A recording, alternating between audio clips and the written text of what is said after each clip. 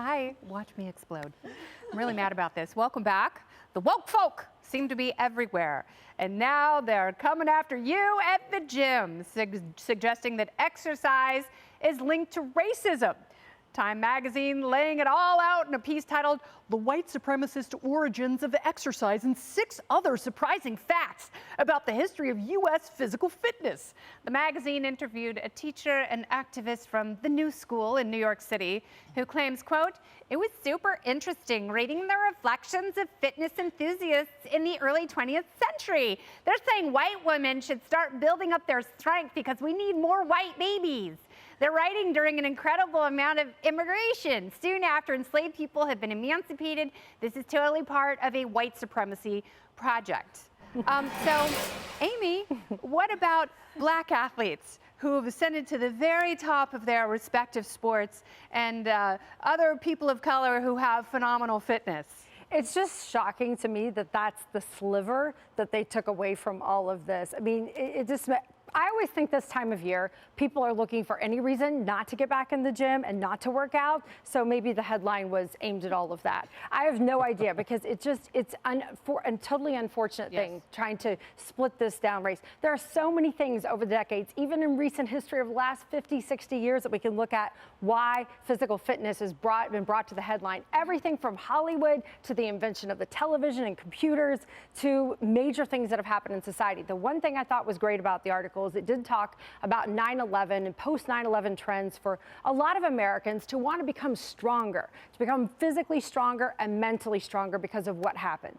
That I related to. The rest of it, I'm like, how's that the headline that they came away with? No, it was shoddy journalism at best and confirmation bias.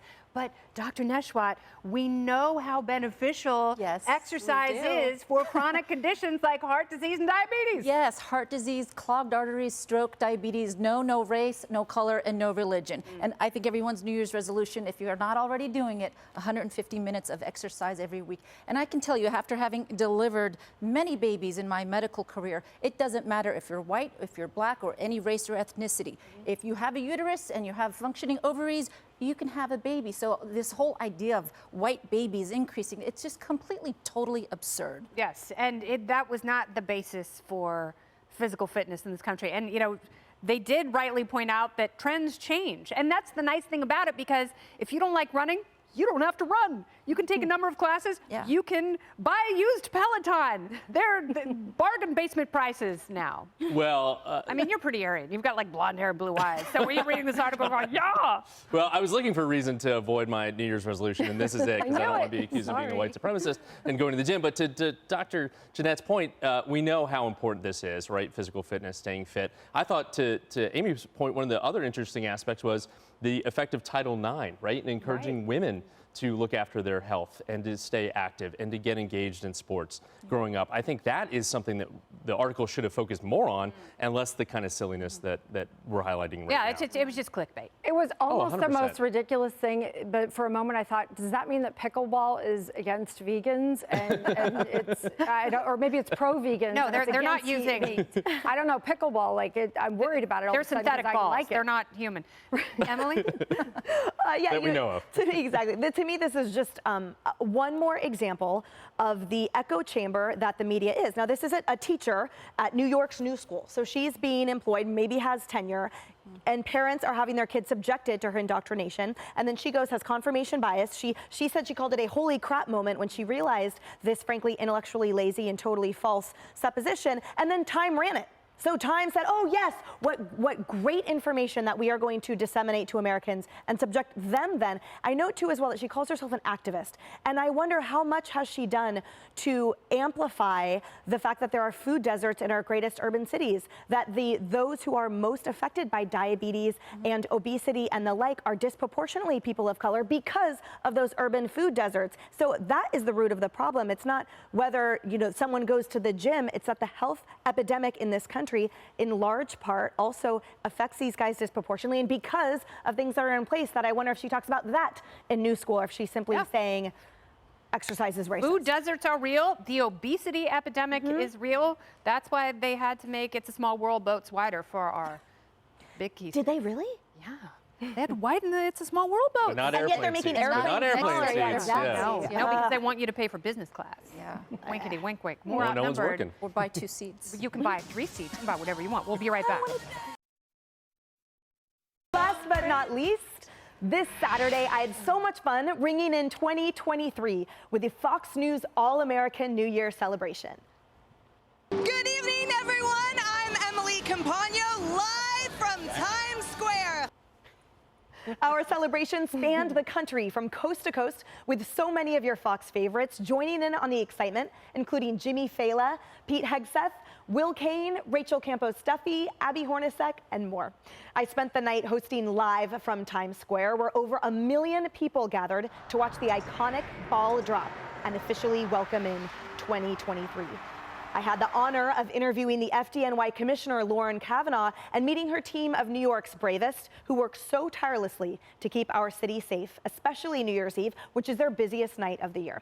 And a sweet part of the night was when we hosted a proposal where she did say yes.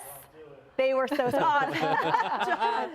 All this and more against a backdrop of huge name live bands like Duran Duran, which was a goal band of mine to see, so nailed it.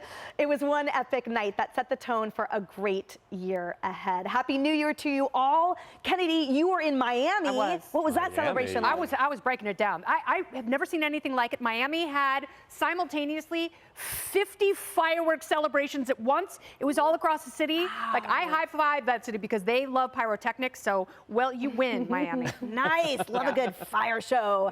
And Doctor, you were in Nashville. We Yes. had so much fun. The Fox team from there in Yes. Nashville, they had a champagne dunk tank. They had bull riding. They had country music performers. Cole Hauser made a cameo from Yellowstone. There was so much going on in that city as the hub for Oh the my gosh. constellation of everyone else. Yes, it was such a blast at the Wild Horse Saloon. Great food, great music, great company. I mean, it was a blast, a great way to kick off the new year, and I can't wait to go back next year. But did you ride the bull? No, I did not. You gotta leave something for next year. Next year, that's Exactly. And we had a lot of fun things. Weatherman Nick Kosher did the polar That's plunge right. in New Jersey Down in there a in New polar Jersey. outfit. Griff Oh my Jenkins was gosh. surfing in the new year in that Daytona jacket. Beach. Yeah, Madison Allworth was snowboarding down the slopes in Colorado. So there were certainly many different and unique ways that all the personalities were bringing in 2020. It was a lot of fun. I did watch it, Emily. I thought it was a great, I really thought that the Times Square stuff was great coming out. I also saw on social media that Tucson, Arizona does a taco drop. That may be where I am next year. Nice. To do a taco drop instead of a ball drop. So it's cool to see that all across America, there are so many communities that do their own individual things for the new year. And you celebrated with our neighbors across the pond. I did. I was with the British Embassy, Dame Karen Pierce, the British ambassador. They threw one heck of a party for New Year's, so God bless the British and I love Americans. that. And did they celebrate earlier in UK time? Like, was it I 3 wish. p.m.? It was at midnight Eastern, but we could have done a whole day. We will next year. Thanks to everyone. Happy 2023 to you all. Don't forget to DVR the show. And now here's America Report.